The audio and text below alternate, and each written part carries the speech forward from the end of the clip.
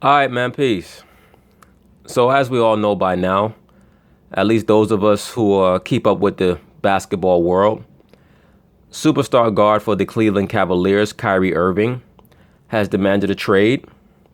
He states that he wants to go to one of four teams: the Minnesota Timberwolves, the Miami Heat, the New York Knicks, or the San Antonio Spurs. But that's not the biggest and the most shocking aspect of his demand for a trade. Allegedly, he wants to be traded because he no longer wants to play with LeBron James.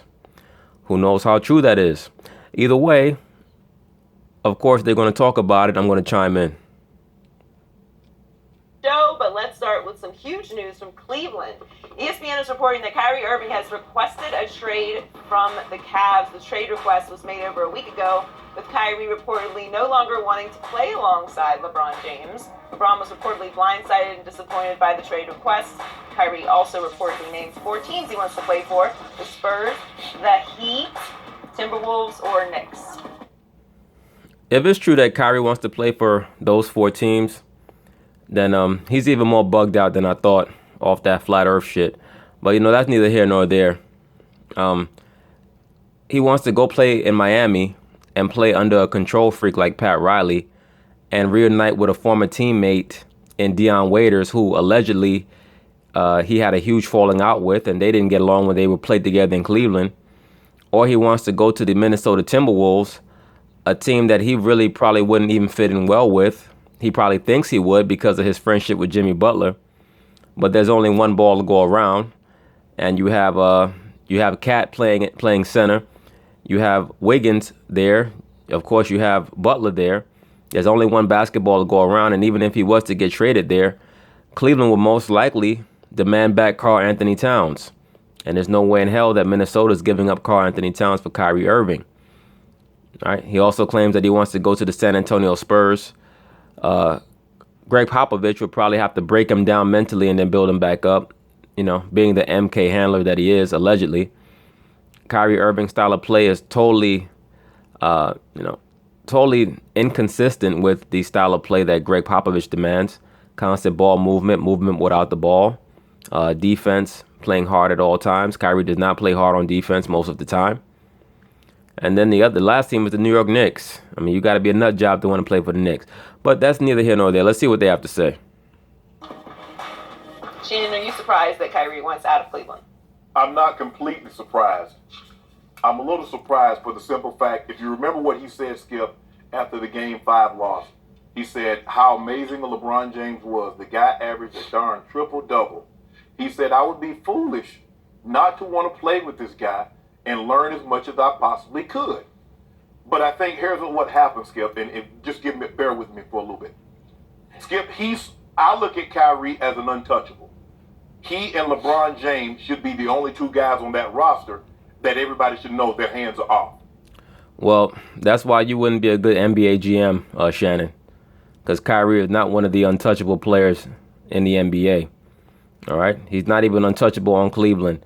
And Kyrie knows that. But Kyrie, I'll give him this much credit. He knows that the ship is sinking, so he said, you know what? Let me get the hell off of this ship before it sinks, because he knows LeBron is leaving after this year. And basically, it's like, you know what, nigga, you're not going to leave me, I'm going to leave you. But Kyrie is definitely not untouchable. I mean, there ain't but maybe 3 players in the league that are untouchable. Maybe 4, if you count my man down there in San Antonio. All right, those 4, of course, being LeBron James, Kevin Durant, Steph Curry, and my boy down there in San Antonio, Kawhi Leonard. Other than that, there's nobody else in the NBA who's untouchable. I mean, maybe you can make a case for Karl Anthony Towns, maybe. But other than that, anybody else can be had, including Westbrook and James Hardhead, for those of you who are out there wondering. Yes, them niggas can get traded too. But it came out that he was mentioned in a trade for Paul George, maybe even mentioned in a trade for Jimmy Butler.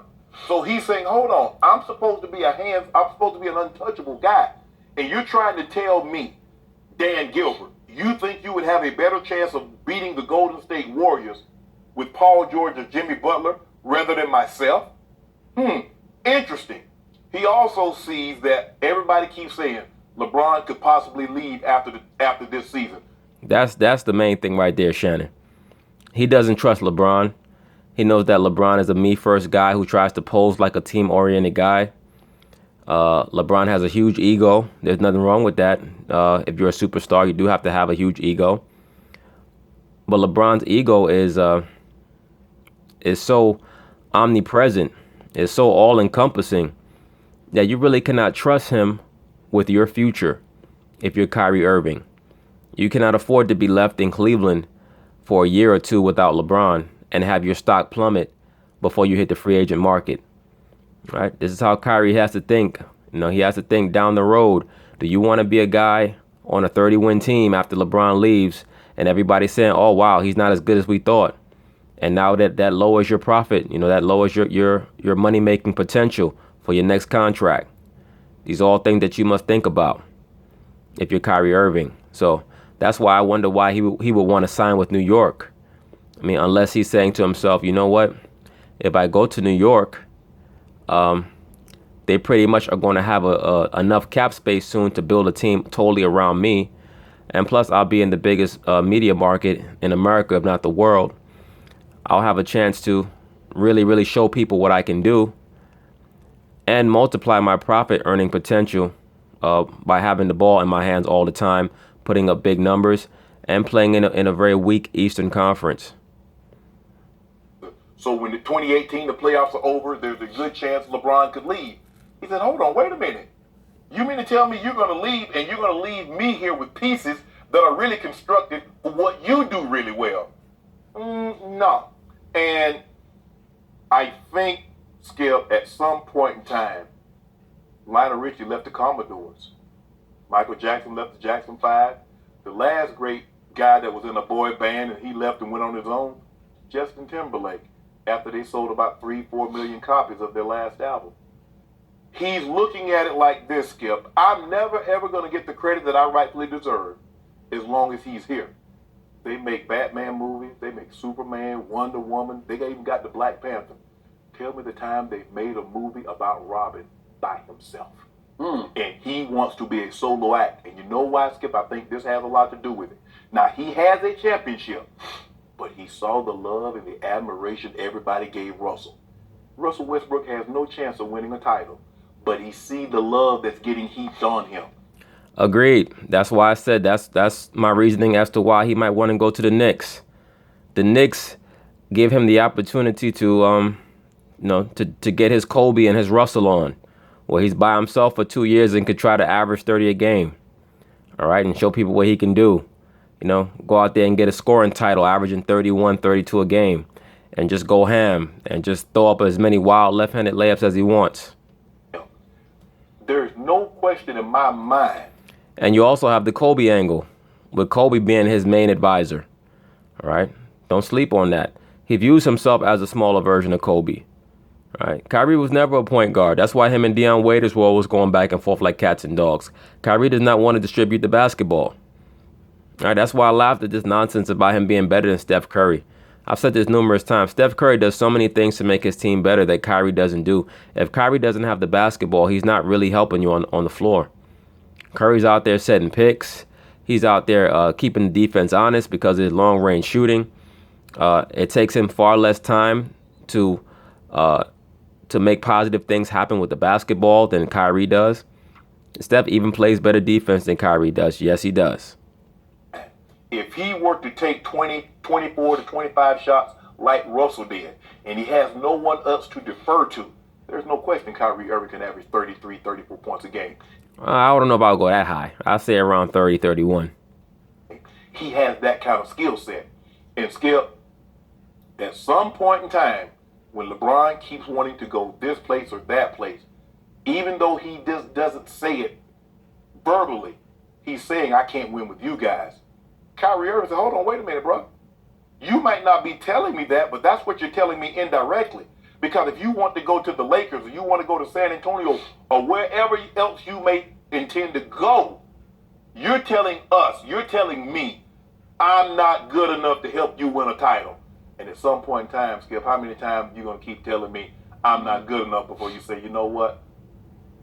I am good enough.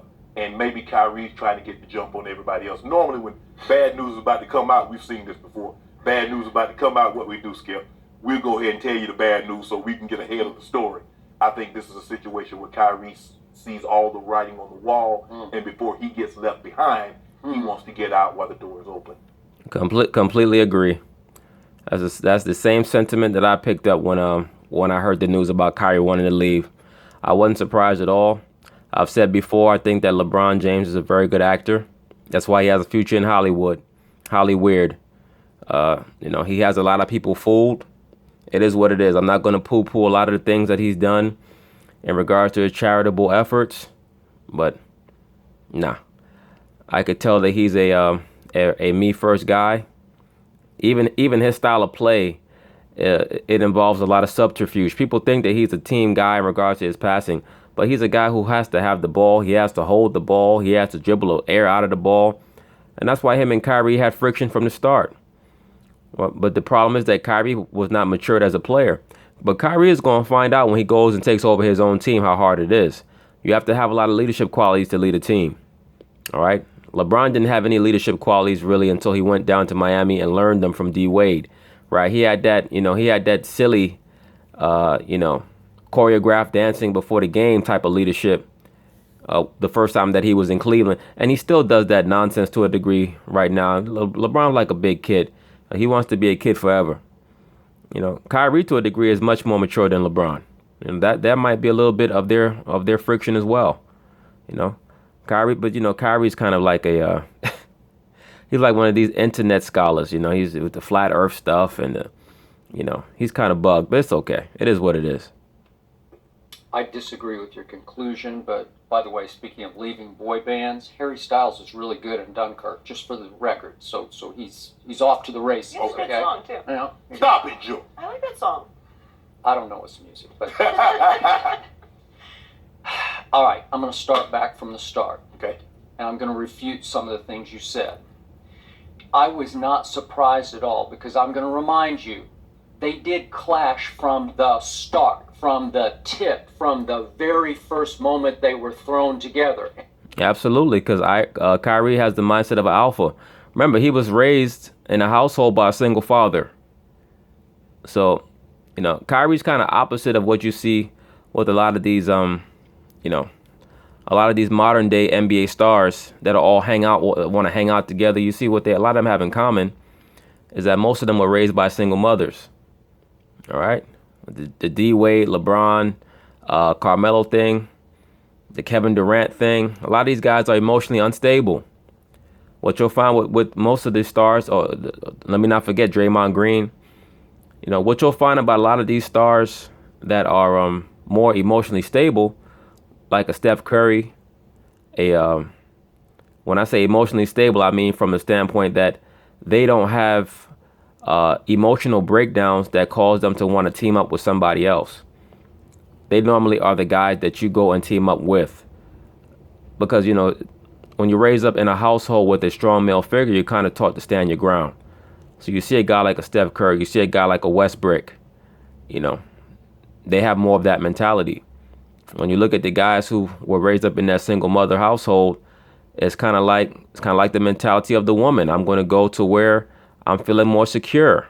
I'm going to go to where I'm feeling more support. All right. Not saying that one is necessarily worse than the other. It's just a different mentality. And help me out here. And Kyrie has it. Kyrie has that strong male mentality. Like he's not going to, he's going to definitely make out his own territory, as a lone wolf or a lone lion trying to find his pride. He's going to find his pride. He's going to find his wolf pack on his own. Here, why were they thrown together? Because Kyrie Irving signed a 5-year extension, thinking he was going to be the man as he grew up into manhood in the NBA. He was just a kid at the first, right? 18, 19 in there. And what happened 11 days after he signed that extension? LeBron said, I'm coming home, right? And trust me, because I have several sources close to Kyrie, he did not love this. But he tried from the start to make it work as best as he could. And I agree with your point about even after Game 5, he kept saying the right things. He was not thinking the right things, though, because he had long heart-to-hearts with LeBron all along this trail. And it was a rough trail for both of them. And I'm not absolving him from any blame here, because he was as much at fault as was LeBron here. And LeBron tried to go out of the way. And just for the record, just this past year, usage rate, just last season, was Kyrie 30.7% of the time he had the ball in his hands, and LeBron 29.8% of the time. So LeBron let him have the ball in his hands slightly more.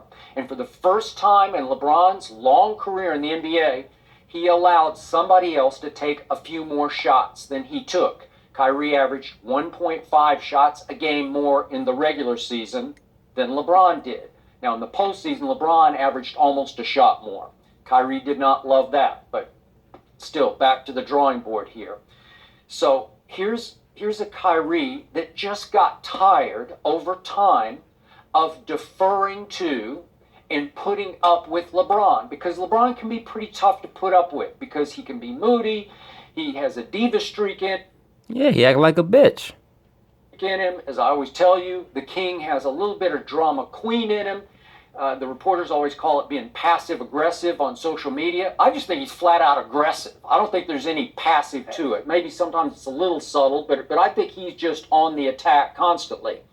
I think that LeBron is a wannabe puppeteer. To a degree, he can be pretty proficient at it, but for the most part, he tries to act more manipulative than he really is. I think that other men who have a true alpha mentality, or who have been raised in a household with a man, will see through a lot of LeBron's silliness. He plays games a lot like how a female would, right? He tries to approximate the chess mentality that a man might have. He tries to approximate it like a sneaky woman would, but that's the environment that he was raised in, you know? But I give LeBron credit for the environment that he was raised in. He's not just a success, he's a phenomenal success. But a guy like Kyrie probably looks at LeBron like, oh boy, here we go with this silly nigga again with his stupid ass games. He just keeps it to himself. And after a while, Kyrie decided that it's time, because he did average a career high 25.2 in the regular season, 25.9 in the post. That meant to Kyrie, it's time for him to run his own show. And he looks at his buddies like Damian Lillard and John Wall. They're the center of attention. Maybe he looks to Russell, maybe in a way. I don't think he loves the way Russell plays, but be that as it may. You're right. He is the focal point of that offense. Kyrie thinks he's better than all those guys. Absolutely. In the half court, one-on-one, he is the best. He's the best guard in the NBA right now, half court one-on-one. There's no doubt about it. He's the best player one-on-one in the NBA. It's really not even that close. Of course. Kyrie thinks he could carry a team to a championship if he's given the opportunity to do so. So down the stretch of too many games, even though I kept saying Kyrie is the closer, Kyrie's the closer, Kyrie's the closer, he felt like LeBron still had the ball in his hands too often late in games. Well, the problem with Cleveland was what I said from the beginning of the series. Their style was their demise. All right? The one game where they actually moved without the ball and moved the ball, they blew out Golden State. All right? But LeBron, being the hardhead that he is, LeBron still wants to play like he's 22 years old. He wants to have the ball all the time and go full speed all 48 minutes, and he's burnt out by the fourth quarter. If he used his teammates more, right, quiet as kept, I believe Cleveland had the highest payroll of any team in the NBA, I believe, last year. So obviously they had talent, right? At least speculatively they had talent. They might not have had talent that translated on the floor as well as Golden State did, but from top to bottom, they had talent. They just chose not to use it. Either Tyronn Lue chose not to play him, or LeBron chose not to use him. All right? He's a little too much of a control freak until he gets pressurized. Then he wants to pass it off to somebody else so that he can say, well, somebody else missed a shot. I didn't. I think Kyrie got tired of that, among other things that he's probably got tired of. And it hurt him what happened in Game 3, because as we've talked about, the last minute and a half of that game, there are actually 4 big possessions, and LeBron had 3 of them in his hands late. He took the fadeaway on Iguodala that was woefully short. Then he goes up in the lane. I thought he should have shot the ball, and he kicks it to Korver for the shot. Then Kyrie did get his one shot, but he felt like he wasn't quite in rhythm at that point, and he was woefully short on a three, step back three.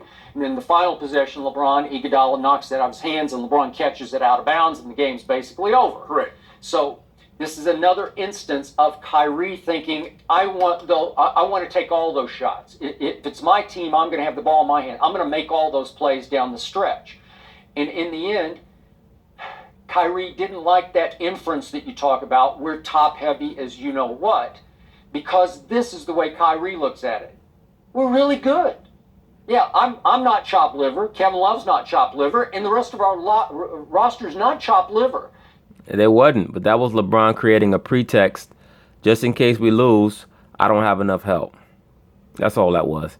That's why the whole LeBron Jordan thing, and I keep saying this shit was laughable from the start. LeBron mentally will never be Michael Jordan, not even close. Physically, he's a freak of nature. There's no doubt about that. He has a higher skill level, but mentally, it's not even close. You know, and he needed so much help last year just to win the title.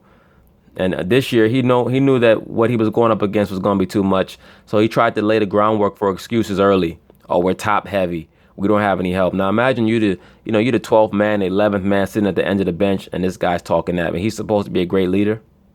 Come on, man.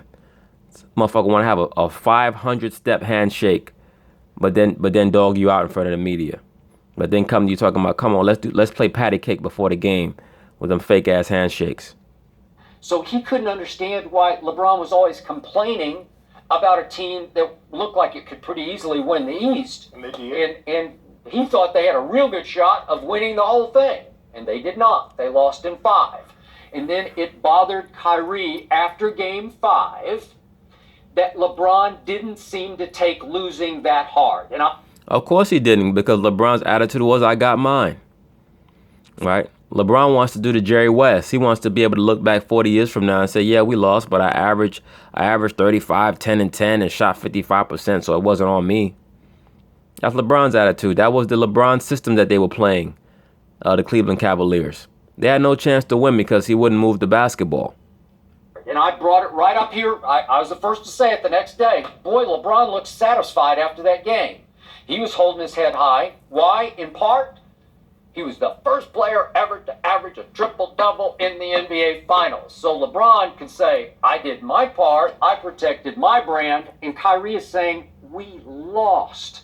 And Kyrie takes losing very hard, maybe to a fault hard, because he can pout a little bit, he can go into his shell, he can beat himself up. How hard did he take those first 2 losses when he didn't show up? How hard did he take those? Hard. Oh, okay. And he took the one... Yeah, probably harder than LeBron took when he flopped for 4 games against the Mavericks, Shannon. And the worst damn performance in NBA history by a superstar. Look, he has a lot of respect for San Antonio, and we'll get into this a little more in a second. But remember what he did at San Antonio 2 years ago, yeah. 2 regular season. He had 57, still his career high, and he hit a shot at the end of the regulation that was out of his mind, crazy hot. Here's the shot. I want to refresh your memory on this. You want to talk about closing? Boom. This is when I just said, I can't beat that. This guy's out of his mind. And then he goes on to score 11 in overtime as obviously Cleveland finally took over and pulled it out. And this year on March 27th, in the midst of that, as I kept telling you, 23-23 finish of the regular season, the last 46 games, they got obliterated at the hands of the Spurs. It was 103-74, and Kyrie went 4 for 13, scored 8, and just felt like he was never really in the rhythm of the offense.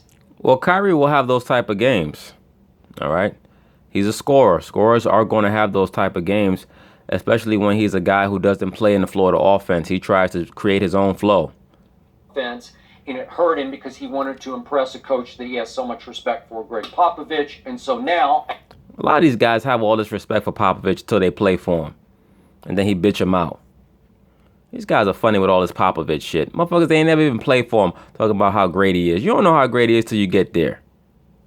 Now, at the top of his list is Greg Popovich, because he'd like to... Again, Kyrie is the flip side of LeBron. he's not looking to join forces to win a championship. He wants to be the guy. And again, San Antonio is not talent laden. They got one superstar. They just got one. So now all of a sudden, after Kawhi Leonard has been what, 2-3 straight All NBA team, first team, two-time Defensive Player of the Year, All NBA. He's a Finals MVP. He's gonna come in and he's gonna defer to Kyrie. I think they'd have a better blend. Listen, Kawhi is far more unselfish and without the basketball than LeBron James is. Well, what the hell makes you think that Cleveland is going to trade Kyrie to San Antonio and not try to get Kawhi back? You just said that they only have one superstar, so who the fuck they trading for Kyrie Irving? Come on, Skip, knock it off, man. And Kawhi is easy to live with and deal with and work with. He's just not LeBron. LeBron's got a huge ego. LeBron is a Mount Rushmore player. All right, but again, please, you might be talking about some other Mount Rushmore. That nigga ain't no damn Mount Rushmore player. All right, Mount Rushmore is Jordan, Bill Russell, Kareem Abdul-Jabbar, and Magic Johnson. That's the Mount Rushmore. Ain't but four heads on it. Ain't but four heads able to fit. Those are the four. Again, Kyrie, and again, little things would bother Kyrie about. And let me say this. I think Larry Bird was better than Magic. But Larry Bird didn't have as much success in his career as Magic had. All right, especially after the injuries in the late 80s. All right, so Magic's had a better career.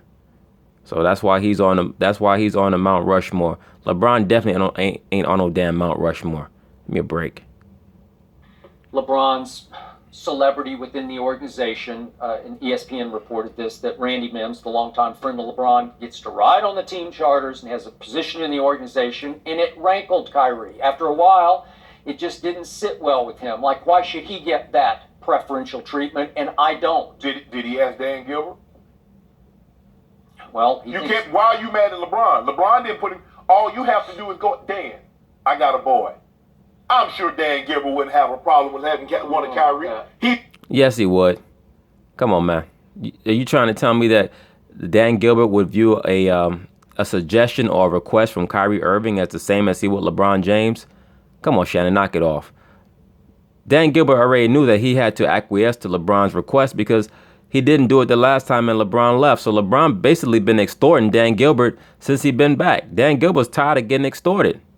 He said, I tell you what, LeBron, we're going to try to make this trade for Paul George. If this shit don't work, you know what, nigga, you can pack your bags after this year because you're getting to be more trouble than you're worth. He's not going to let everybody come. Is Tristan going to get one? Is Kevin going to get one? No. Skip. This is how it works.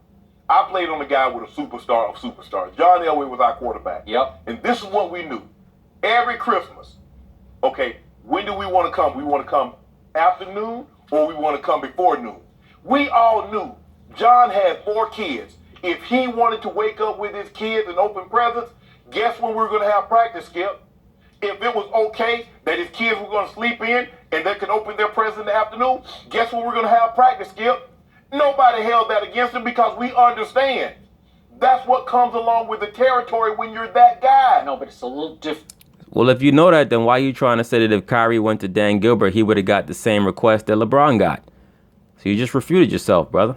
Come on, man. Knock it off. Everybody knew if John wanted to open the presents with his kids, we had to practice in the afternoon. You know, if John had to take a shit, we all had to go to the bathroom. That's just how it was. Different in football. Quarterback is so much the most valuable position that if you have a franchise quarterback, he is definitely going to get his way over Kyrie thinking, I'm a co-star. I'm equal with LeBron and I don't get it. Now, he says he didn't. He also says that Dan Gilbert promised him things along the trail, and I'm not sure exactly what the details were, but that several promises were broken. And then to your point, he had to read about being potentially included in deals, at least shopped a little bit. I agree with that, man. When you constantly reading your name in the paper that you potentially getting shopped to get traded, come on, man. That's like you with a bitch and the bitch is always talking about other guys hitting on her. You know what, then, bitch? Why don't you go off with Tyshawn that work at McDonald's then, since you say he's always flirting with you. Stop bringing his name up to me. The fuck out of here. But that happens to everybody except LeBron James. Because LeBron has a no trade, and we'll talk about that later, Skip. This is one thing you know. Covering the games the sports like you have for all these years. You know, great players are very, very demanding. They ask of you a lot of what they ask of themselves. And a lot of time, the reason why great players don't make great coaches is because they can only see things through the lens of being great. And they cannot relate to other players that don't have the natural gifts and the natural drive to excel that they have. All right? That's the main reason why great players do not make great coaches. That's why guys like Larry Bird and Bill Russell, who were moderately successful at coach, they didn't even last long because they can't deal with guys with poor work ethic and, number one, low self-esteem and poor outlook for themselves. There's so much that goes into success, not just in sports, but in life. Right? And not to digress, but that's one of the reasons why I go on about a lot of these so-called pro-blacks and their silly rhetoric. Right? A lot of them have low self-esteem, always trying to beg the damn white man for this and for that. I saw some comment, oh, well, you know, if they had thought like you in the 60s, we would never have gotten. Motherfucker, if they had thought like people with a ruling class mentality, so-called blacks would probably have their own country, their own military, their own police force, their own monetary system. Instead of always sitting back begging the white man to recognize you. Get the fuck out of here with that bullshit. And it takes all of that. It takes great, it takes mediocre, and it takes sometimes less than average guys to make a team. LeBron really looks at everybody and thinks everybody should be on his level. Now, he knows. No, he don't. LeBron don't look at everybody and say that they should all be on his level. He looks at everybody and says, look, I need you to do your job so that I can get an MVP and I could try to catch Jordan and I could go to sleep at night, you know, with my Michael Jordan pajamas on and feel like I'm him and sing if I could be like Mike to myself. Kyrie is the closest thing that he's ever played with. Kyrie is an offensive juggernaut. There's no question in my mind. If he were to take a solo act, he can average 30. There's no question. But Skip, he's not leading a team to a championship. Don't tell him that. Yeah. But does he deserve the chance to try? Maybe you don't know yet. Maybe you haven't seen him be able to operate by himself. Let me ask you a question. Kyrie has the talent to do it, but the mindset is something else. Right? Kyrie's kind of delusional. Like, he's 6'2" and thinks that he's Kobe. Like, and he's playing in an era that's not conducive to a Kobe Bryant mindset for success. All right? Plus, as we all know, Kobe needed Phil Jackson to be successful, particularly in the playoffs. Kyrie would need so much. Like, it's just this is just not the era for that hero ball stuff anymore. You know. Do you think he's going to be able to have his boy in San Antonio? No. Like LeBron got his boy Randy Mills. Do you actually think Pat Riley's going to allow that in Miami? Because he didn't allow. Okay. I think you're. I agree with that, and I already said that. That's why I say I'm trying to figure out why or what Kyrie sees down there. He didn't get along with Deion Waiters the first time, and I don't know. Maybe he's silly enough to think that he can play under Pat Riley. Who knows? Or maybe Pat Riley has some feelers reach out to him. All right, but let me continue this on part 2.